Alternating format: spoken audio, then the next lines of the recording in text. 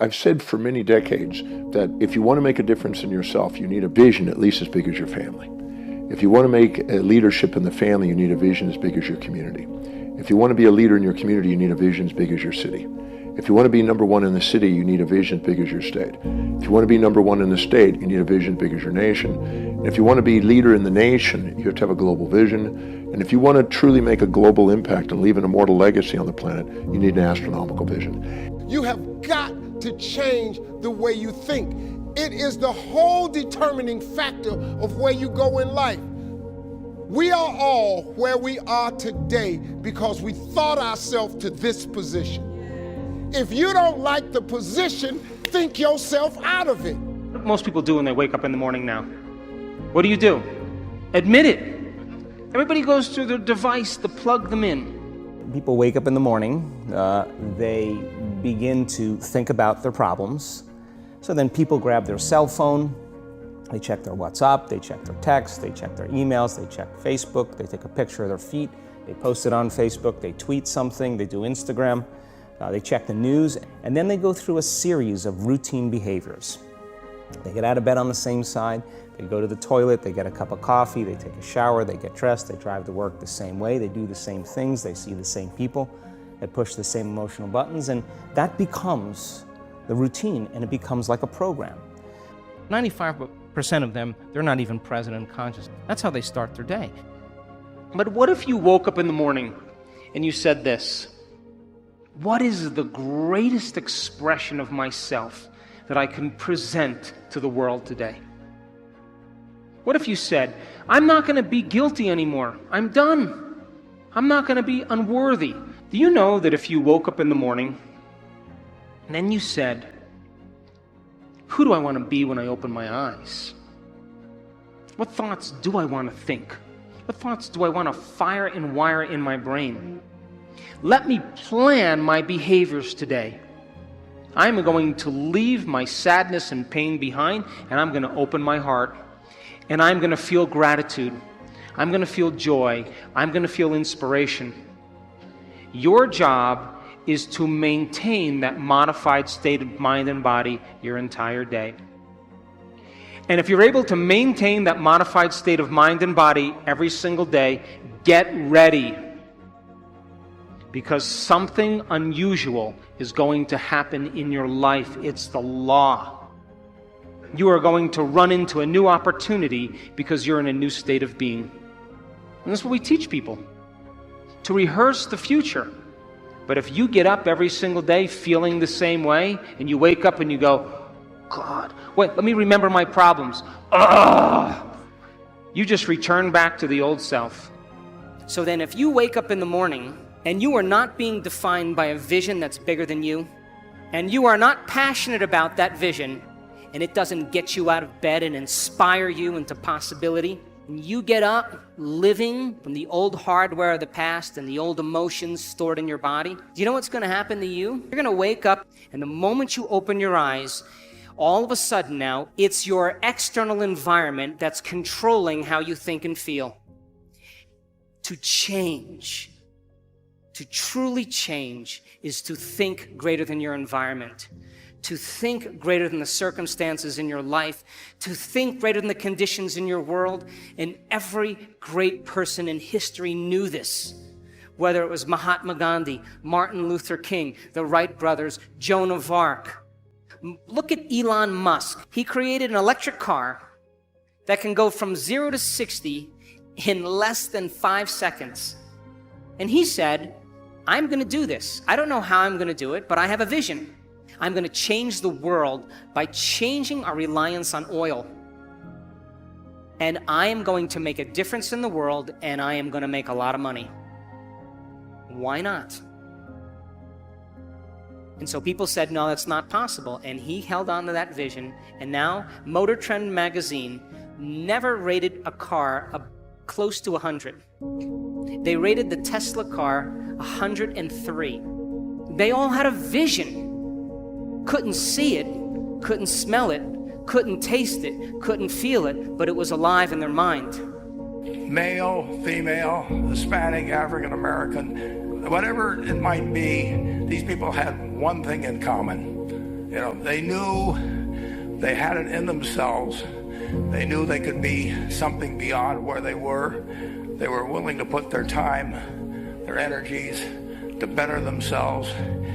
So I would like to just tell you a couple of short stories and a couple of lessons from them. I would like to tell you of two women that each sold a business for many, many, many millions of dollars. And one of them was a woman who landed in Seattle in 1917, couldn't speak a word of English, had a tag around her neck. The tag said, Fort Dodge, Iowa. The Red Cross got her to Fort Dodge, where she was reunited with her husband who had come to the country a couple of years earlier. And she lived in Fort Dodge for 2 years, and as she put it, she felt like a dummy. She couldn't pick up the language. She couldn't learn a word. And so she and her husband decided to move to Omaha. So they came to Omaha in 1919, and there she found a small colony of Russian Jews, so she started feeling more at home. And then as her oldest daughter went to school, she would come home, this daughter, Frances, and she would teach her mother the words she'd learned in school that day. And this woman, Rose Blumpkin, spent 20 years saving money, $50 at a time. She sold used clothing to do it. She had 4 children during this period. And by 1937, after 20 years, she'd saved $2,500. She went to Chicago, and she bought what she could of furniture. Her dream had always been to open a furniture store. And this woman who had never gone to school one day in her life, with $2,500, but with the same spirit about having a dream and working to accomplish that dream, she built a business which she sold to me for $60 million approximately, and which did $1.5 billion worth of business last year. But Mrs. B, with her $2,500, one further fact about her, she could not read or write. And she went into a furniture business, and she didn't bring anything in unique in furniture, but she brought a determination to succeed. She knew she could outwork anyone else. She built this incredible business. Don't worry about your circumstances. Don't worry about your age. I have a friend who's up in age, over 70, and she wanted to build a multi-million-dollar complex. Lenders and bankers say, you can't do that, you're too old. She ignored them. That building now stands, ladies and gentlemen, a multi-million-dollar structure. But there are a lot of people who would have listened to that, because they've already said no to themselves. See, it's time now. If you want to make this your decade, you've got to start saying yes to your life, yes to your potential. The best way to predict the future is to create it, which means to have a vision, and even though the vision is in the air or the sky, then build a foundation under your dreams. The key to having a vision is to have a dream. They say in the song, you've got to have a dream if you want to make a dream come true. And you can fulfill your dreams. All the great movers and shakers throughout all of history have been dreamers. They've been people with dreams. They've been people with visions. All leaders have vision. In the Book of Solomon, it says, where there is no vision, the people perish. And the metaphysical meaning of that is that where people lack vision, they perish inside because they lose the excitement and the thrill of life. And what most people do because of negative experiences, because of fear of failure and so on, is if they have a vision at all, they tone it down so it's so small and so safe that it doesn't turn them on. And when you see men and women who rise from poverty and obscurity to fame and renown, you invariably see someone who had a vision of what they could be and have and do that was far beyond what they were. Every one of us has had an experience. At one time when we were small, we had a vision of being grown up and having our own cars. And as we grew older, we had a vision of having our own homes and our own families. And as we grew older, we had a vision of traveling and going to Europe. We fulfill all our visions. The wonderful thing is this, is that we always tend to achieve our goals. The problem is that our goals are set so low that even when we do achieve them, they don't turn us on. They don't fill us with enthusiasm. So dream big dreams. God is in the turn it around business. God did all that for me. So I'm telling you right now, if God can fix Steve Harvey, I bet he can turn you into that. When you know within yourself that there's something you want to do, and I believe that all of us were born with a purpose, that all of us have something that we are supposed to do, that all of us have some goodness within us, and that goodness gives us a responsibility to manifest our greatness. And when you know that, you can feel it in your guts, and you know that you're deliberately operating below your potential, you've gotten comfortable, you stop expanding, you stop stretching, you stop challenging yourself. Let me share something else with you. Not only is it possible for you to have your dream, but it's necessary. It's necessary that you have it. Here's what I discovered that happens to you in life, that you will go through things, and while you're going through them, you can't understand why it's happening to you. But after you go through it, and you get back and you look at it and you say, oh, now I understand why I needed that lesson. That I couldn't understand it then. But after I got through it, then I saw that that was preparing me for bigger and better things. As you go through the challenges of life, and you look at it and embrace whatever comes to you, don't run from it. Step toward it. Don't try and duck it like most people do. See, most people want it easy. See, easy come, easy what? Easy go. And believe me, if you decide to go for the goal in your life, you're going to get knocked down over and over and over and over again. Every single week you're going to have heartaches and disappointments and frustrations and setbacks and obstacles, but without those obstacles, no success is possible.